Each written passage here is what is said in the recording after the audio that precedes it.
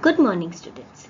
Today we are going to start with a new unit of employability skills called as entrepreneurial skills. Now, before we go on to what is an entrepreneur or what are entrepreneurial skills, I would like to first introduce you to the concept of a business. What is the meaning of a business? A business is defined as a continuous activity where economic actions are taken by humans with the object of earning profits by either producing, sourcing, buying or selling of goods and services. So any activity with a human being undertakes with the object of earning some profit, and this particular profit he earns by either selling some goods or services or by producing something or by sourcing and trading with that goods and services is called as a business. Business refers to an organization or an enterprising entity engaged in commercial, industrial or professional activity. So a business can be of many types. It could be a commercial business whereby you're selling some goods and services. It could be an industrial business whereby you are producing some goods and services, or it could be any other professional service. For example, you can do a consultancy service or any other type of professional like a doctor service or any other a lawyer's service. All this becomes a part of business. So this is a business is an organization which has got an enterprising entity. It's an entity in itself. Let us now understand what are the features of a business. The first important feature of a business is always a trade related activity. In a trade related activity, you have a producer, you can have a reseller, you can a trader and then a final consumer. So basically there is a trade cycle which happens whereby many people are involved, and it is always an activity which involves a buyer and a seller. The second important feature is, this business could be for an economic purpose or it could be a social motive.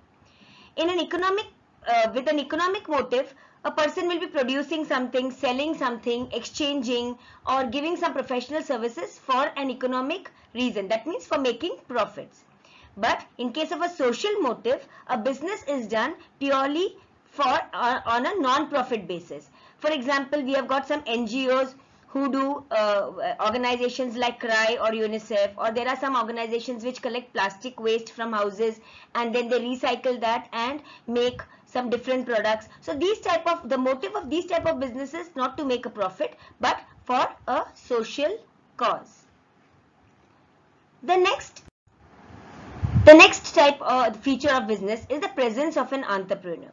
Every business organization has an entrepreneur or a set of people who run the business. Their main activity is organizing the resources, taking decisions at the right time, arranging for finances, or even undertaking the distribution of the services and the goods. So all this is done by a person who is called as an entrepreneur, who basically runs the business.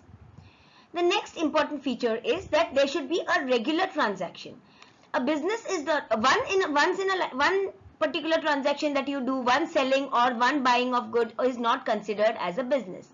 You must deal with buying and selling or dealing with transactions on a regular basis. Only then it will be termed as a business. So a business should have continuous transactions going on at regular intervals. And the last feature is uncertainty. There is no certainty about the business. It could run into profits or it could even go into losses. So the amount of money that you invest in a business, you can never be sure whether you will be able to get the returns on that investments and whether your business will be successful or no. So when you are starting a business, it is always covered with uncertainty. So these are some of the few features of a business. Let us now understand what are the different types of businesses. Now businesses can be divided into various types. Let us look at one of them one at a time. The first type of business is a manufacturing business. Under manufacturing businesses, raw materials are procured and they are converted into end products. For example, you have got manufacturing and selling of shoes, clothes, mobile phones, laptops, suitcases, many other material products. So wherever there is an involvement of a raw material getting converted into an end product, then that comes under the manufacturing business. So all the factories which manufacture all the goods come under the manufacturing business. The next is service business. Under the service business, there is no raw material involved. It is basically involves the skill and consultancy and expertise of people who run this business. For example, law firms, chartered accountants, financial advisors, schools, salons, all these places where the expertise or the professional services of people are involved, such type of activities come under the service business. The next type is called as merchandising business. In this type of business, there is a transfer of ownership of a particular product to an end user. Most of the time, these type of businesses involve a product that is bought at a wholesaler and sold at a retail store. For example, the grocery market, your supermarkets, retail cloth stores, the shops, that smaller shops which you see in malls, and all the areas where you go for shopping. These type of businesses which involve a product and you are getting the ownership of that product from a particular person, that comes under the merchandise. A trading business involves the reselling of goods, but it is more of like an import or an export of goods and services, largely making up this trading sector. So for example, real estate agents or your middlemen, brokers, your commission agents, then the foreign exchange traders, all this type of activities come under the trading business. So there is an involvement of an exporter or an importer or a trader or a middleman involved in this type of trading businesses. Now, a hybrid business involves all the different types of business activities in a combination. In a hybrid business, a person has got a manufacturing business, at the same servicing of that business, and also a merchandising business. For example, I can give an example of an MTR. You must have heard of this brand called as MTR, which makes food products. So this MTR involves manufacturing the food products at their factory. They also have a service industry where they have a restaurant in many places where they sell their eatables, and also they have got these packaged foods which they sell in different stores of the supermarkets. So this type of a business which involves production also, service also, and merchandising also comes under the hybrid business. We go on to the next type of business, which is based on size. So business can also be bifurcated on the size of the business, which means the amount of investment that has been made into the business and the revenue that it generates. So a micro type of business, a micro business involves investment which is between 10 lakhs to 25 lakhs and the revenue is up to 5 crores. This is termed as a micro business. In a small scale business, the investment is between 25 lakhs and 5 crores and the profits could be up to 75 crores. In a medium-sized business, the investments are in a range of 5 crores to 10 crores and the revenue that you earn from the business could be anywhere from 75 crores to 250 crores. And in a large-scale business, when the investment is above 10 crores and the revenues is greater than 255 crores, then this type of a business is called as a large-scale business. So depending upon the investment and revenue, you can bifurcate your business into a micro business, a small business, a medium business, or a large scale business. The next type of business we can divide it on the basis of the legal form. That means what type of entity has been come under the legal provisions, how a business has been formed. So the first type of business is a sole proprietorship.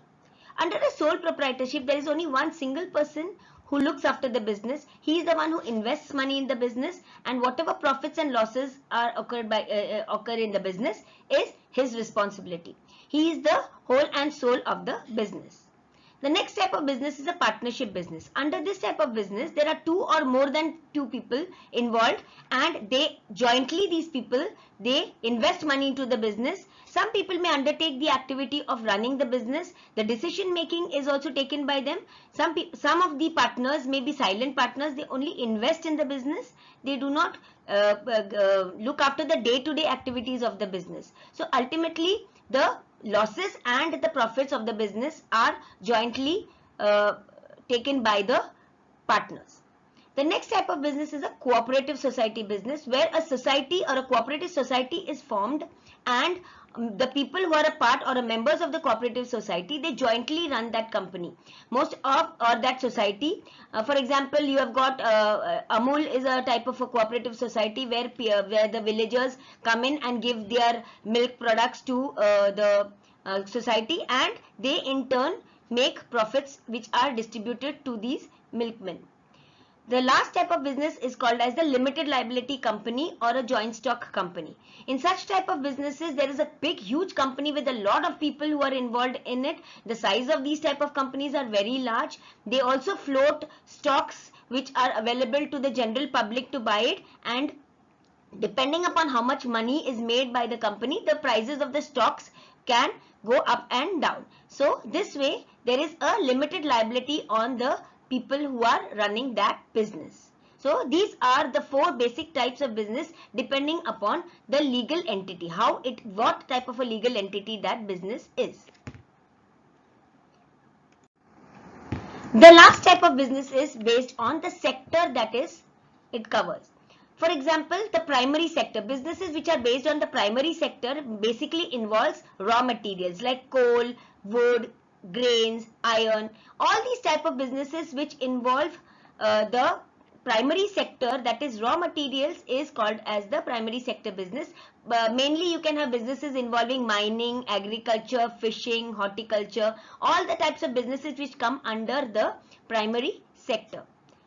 The next one is the secondary sector, which involves transformation of the goods into finished products. So any type of utility product production, like even the normal consumer goods or luxury products like cars, or even normal clothes, leather shoes, bags, anything where there is a transformation of a good the raw material into luxury product or into finished products, comes under the secondary sector of business. And last but not the least, the tertiary sector. In this, the tertiary sector, there is no production of goods involved. It is only services that are given to the end consumer. Services like your the consultancy services or some sort of professional services which are given to the consumer. This type of, for example, doctor services or lawyer services, or or the services of a financial expert. All these come under the tertiary sector. Now that we know what is business and what are the different types of business, let us go on to the next part, that is who is an entrepreneur. An entrepreneur, basically, sometime you would have heard of this word called as a businessman or an entrepreneur. Who is this entrepreneur? An entrepreneur is a person who notices an opportunity and takes the initiative to mobilize resources to make some new goods and services. So the people who are involved in starting a business, they find out that there is an opportunity for a particular in a particular sector to start a business. They mobilize the resources for starting that business, and then they start producing the goods and services. So an entrepreneur is such type of a person who is basically the beginner of a business, or a person who starts a business with the motive of making profit. Let us now understand what are the qualities of an entrepreneur. A person, in order to start a business and in order to run a business successfully, there needs to be certain qualities of an entrepreneur. The first important quality is confidence. An entrepreneur should be super confident about what he is doing. If he lacks the confidence, then there is quite a possibility that he may not be able to run the business effectively. So he has to be very confident in whatever he is doing, in his decision making capacity and his capacity to understand the business. Next is an entrepreneur is always independent. He has a lot of independence to do whatever he wants to. He is not bound by any particular rules. He is bound by rules, of course, but he has the capability to take independent decisions which are good for his business. The third is that he should have a lot of perseverance. See, at times what happens when you start a business, it is not possible that you can get profits at the very first instant. He has to keep on persevering it. His perseverance level should be very high, whereby he, in spite of some downfalls in his business also, he should be able to continue doing his business against all odds. So he should have severe perseverance in his mind. Next is open-mindedness. A businessman should be very open-minded to accept different types of opinions and opinions from the different people around him. He should not be closed to understanding the other people around him. He should have a complete open-mindedness regarding what are the different opportunities available and what are the different options available for his business. So he has to keep a very open mind about his activities. The next one is risk-taking ability. See, business can never be, we can never be sure whether the business could run. It could run into losses, it could earn profits. So he should be having a lot of risk-taking ability in him. People who do not want to take risks, it is better that they do not get into the entrepreneurial business, because risk-taking is a very, very important quality that an entrepreneur should possess.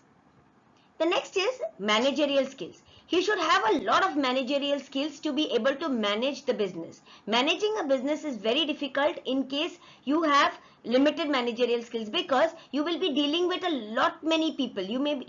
A businessman involves dealing with multiple people of multiple different sectors. So it could be government officials, it could be the laborers, it could be traders, it could be financiers. So there will be a lot of people you will have to manage. So if you do not possess managerial skills, it becomes very difficult to execute the business. So high managerial skills is a very important requisite of being an entrepreneur.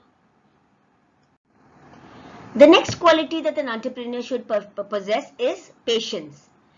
Whenever a businessman starts a business, it is not possible that his business grows at the very first instant, or he gets instant success and profits start coming immediately. So over the years, over the time, the business starts growing and he starts making profits. So during that time, he has to remain very patient. He should not get impatient and suddenly close off his business because it is not doing well.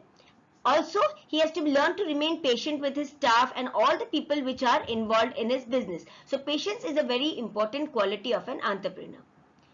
The next quality is he has to be very hardworking, because lazy people cannot do business. Hardworking means you need to work on every aspect of your business, because you are the person who is responsible for your business. So working of that business also rests on you to a large extent. So a person should be very, very hardworking. A lazy person or a person who is very laxed and in his attitude towards things cannot be a good entrepreneur. Next is financial literacy is very, very important. A person should be very well aware of financial aspects of a business. That is,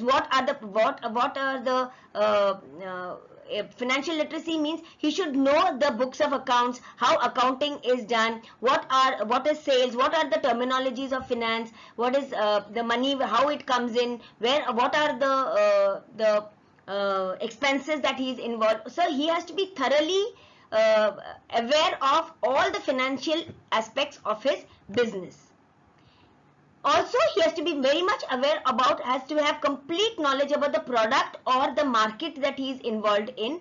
The product, the services, what are the demand for the products, how is the market situation, whether it is good, what is the demand for it, what is the supply, what is his competition. He has to be very, very aware of the product and the market that he is dealing with. So these are some of the qualities of an entrepreneur which has to be taken into mind before starting a new entrepreneur. So in a nutshell, we can say that an entrepreneur should have a good vision, he should have knowledge, he should have leadership skills, he should have managerial skills, he should be able to take risks and start new ventures. He should be able to find out solutions for his business, and he has to be involved in his business to make that business a success. Now that we know what is a business, what are the features of a business, and what are the qualities of an entrepreneur. We now go on to what are the initiatives which are taken up by the government for entrepreneurial development in India. First is there a ministry has been set up for skill development and entrepreneurship, which frames all the policies and plans for developing these new types of entrepreneurs. There is the Niti Aayog, which helps out small and medium scale enterprises and sets up policies to which they need to follow. Then there is the National Policy on Skill Development and Entrepreneurship, which was set up in 2015. The National Skill Development Mission.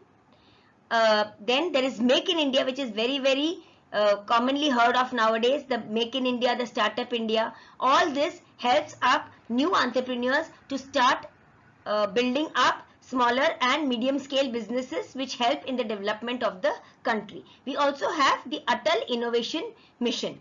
All these jointly together, all these initiatives help a lot in setting up new entrepreneurs in India. In the next session, we are going to learn what are the objectives of entrepreneurial development, what are the phases in which a business is developed, and what are the challenges and the rewards for an entrepreneur when he sets up his business. So that's all for today. See you in the next class. Thank you.